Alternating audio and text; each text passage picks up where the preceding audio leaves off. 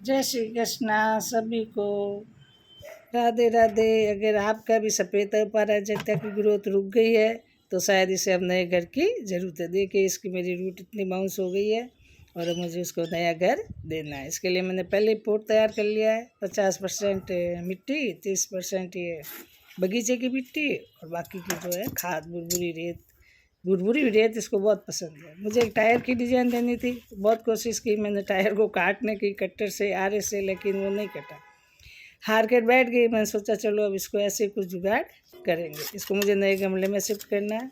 इसकी जड़ें जो बहुत बाउंस हो गई है और इसकी जो हाइट है 30-40 फुट तक दीवार के दोनों तरफ फैल गई थी और ऊपर ऊपर पत्ते और फूल आ रहे हैं, लेकिन नीचे से 10 फुट तक सिर्फ सूखी सूखी जो ये टहनियाँ थी ये दिखाई दे रही थी। तो मैंने सोचा कि इसको चलो अभी फरवरी है, अच्छा मौसम है, सही टाइम है, तो मैं इसको रिपोर्टिंग कर देती। इसका पॉट मैंने पहले ही बना दिया था, बकेट था उसके अंदर टैप वैप लगा के उसको मैंने पहले ही तैयार कर दिया था।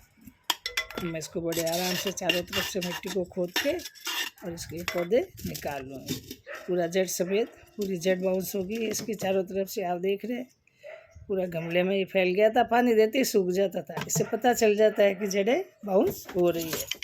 अक्सर जड़ें बन जाने की वजह से पौधे को पोषण नहीं मिलता है, तो हमें रिपोर्टिंग करते समय पुरानी मिट्टी हटाकर नई खाद वाली मिट्टी डाल लेनी चाहिए। फिर कुछ ही दिनों में आपका जो पौधा है वो फूलों से भर जाएगा। वैसे भी अपराजिता जो होता है वो बहुत ही शुभता का प्रतीक होता है। घर में इसको लगाना चाहिए। मुझे टायर सेट करना था तो अभी कट तो नहीं रहा था, तो मैंने दोनों तरफ से जो है इसको हैंडल से वायर से बांध दिया, प्लास से अच्छी तरह से मजबूती से। और इसकी जब ये चारों तरफ इसकी पत्ती और फूल आएंगे तो ये बहुत ही सुंदर लगेगा। इस तरह से इसकी जो लंबी सी बेल थी ऊपर से तो मैंने कट कर दी थी, इसको भी मैं चारों तरफ से बांध दूँगी।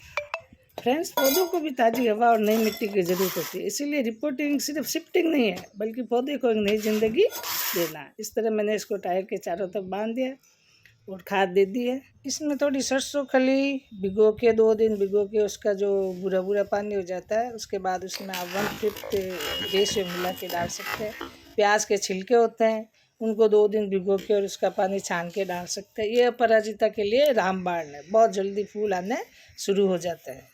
कि मिट्टी के साथ ही मैंने गोबर खाद और वो जो नीम खली वगैरह होती है वो मिला दी और ये टायर के चारों तरफ ही बेल लग चुकी है।